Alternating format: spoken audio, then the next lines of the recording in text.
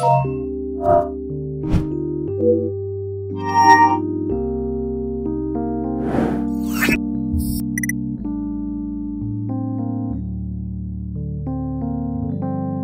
todos mis libros de microrelatos hay algunos más Más, cortos, otros algunos más, más largos.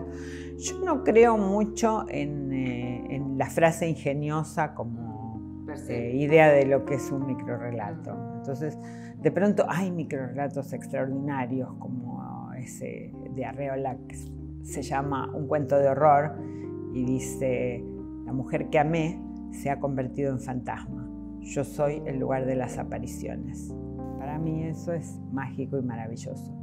Pero hay otro tipo de juego que es simplemente una especie de frase ingeniosa que empieza y termina ahí y no llega a ser del todo literatura. Por eso yo desconfío un poco de la brevedad extrema, ¿no? La brevedad extrema vale la pena cuando uno logra algo como la de Arreola, claro. Y si no, digamos, el microrelato, digamos, hasta 300 palabras, hay más de un cuento de Borges que tiene 300 palabras y es un microrelato y es una maravilla.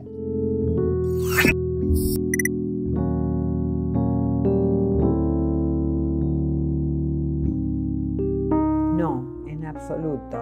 Para mí cada una de estas historias empieza y termina y es así.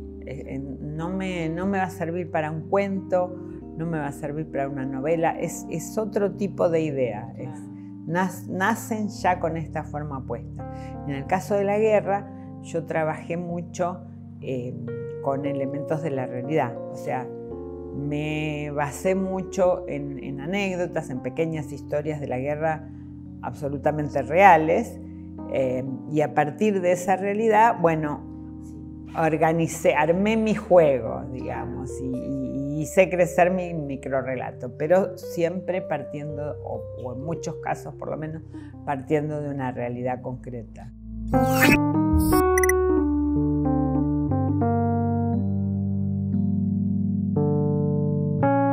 Mira, fue una búsqueda al azar. Investigué como se investiga ahora, o sea, de Google a los libros, de los libros a Google, digamos, y además en buena parte sin salir de la computadora, porque hoy los libros están en la computadora también. Sí, claro. Sí.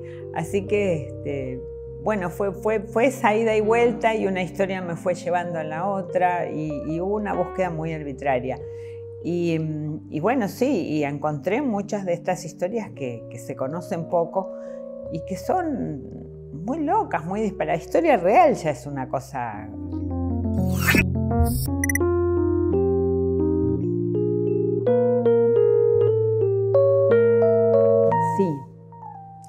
Sí, ese fue un emperador del Sacro Imperio, claro, que él tenía la teoría de que había dos cuestiones. Por un lado, crear el guerrero perfecto, deprivando de afecto a los bebés desde su nacimiento.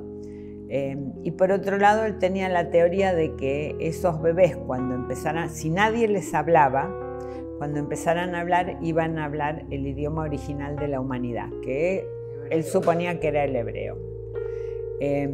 Pero ¿qué pasó? Claro, los bebés totalmente privados de afecto, cambiados y alimentados en forma mecánica, sin que nadie les hable, sin que nadie les dirija la palabra, ni los tome en brazos, ni los acune, se morían de lo que muchos años después se llamó marasmo, ¿no?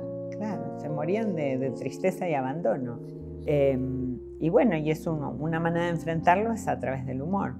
Para mí el humor es algo así como una puerta que se abre de pronto en un lugar donde uno pensaba que había una pared. Sí. Y bueno, y esa posibilidad de salir del otro lado y ver las cosas desde otro ángulo.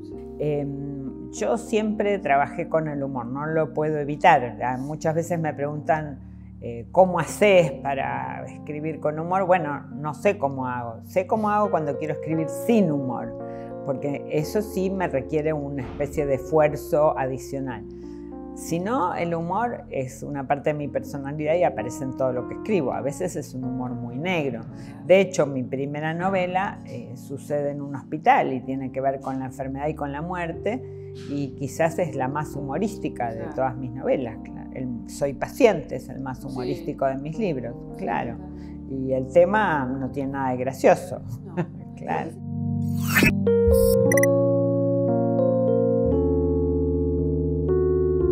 Espías han sido tradicionalmente. Sí, las mujeres, digamos, hasta ahora, hasta los últimos 20, 30 años, no han participado en el ejército, en los ejércitos no han peleado en la guerra, más que en circunstancias muy particulares.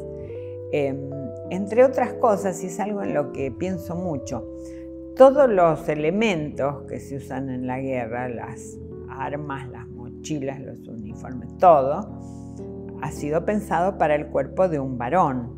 Entonces tiene el tamaño y el peso adecuados para un varón.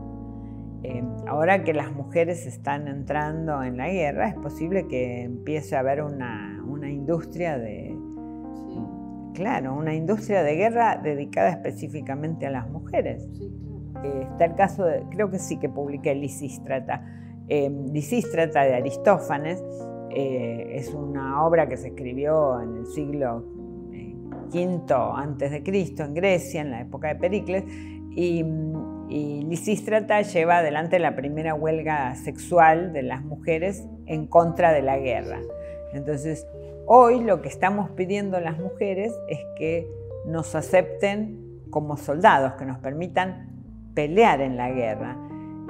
Y yo no dejo de preguntarme, ¿es un progreso? ¿Es un progreso? No lo sé. ¿Qué sé yo? Desde cierto punto de vista sí, porque bueno, las mujeres estamos haciendo cosas que antes nunca hacíamos y estamos llegando a todos lados con mucha fuerza y estamos teniendo cada vez más poder.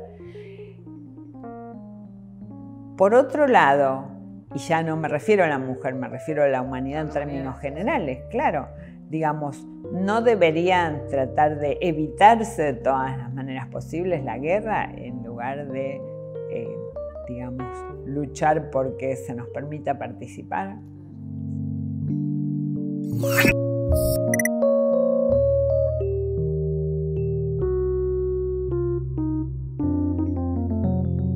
También, sí, también, porque yo quería que el libro fuera lo más variado posible. Entonces, trabajé con refranes, por ejemplo, y también trabajé con historias personales.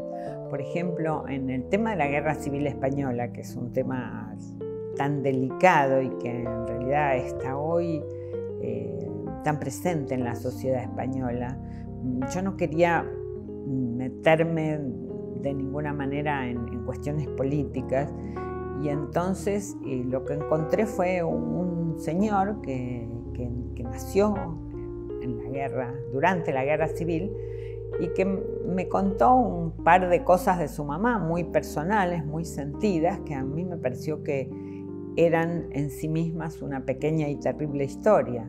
Ahí no hay humor, ahí hay angustia pura. Claro. Sí.